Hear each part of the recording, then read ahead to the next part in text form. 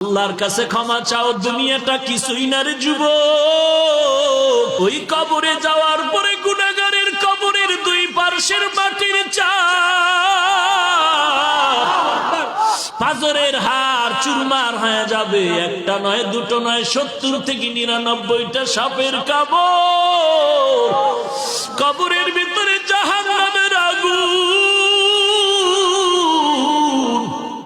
এরে বান্দা, এখনো কি আল্লাহর রাস্তায় ফিরে আসবি না? আল্লাহ দেখায় দেয় দুনিয়ার বিল্ডিং এর আগুনে কত যুবকের লাশ, আর চিৎকারের আওয়াজ, বাঁচাও বাঁচাও।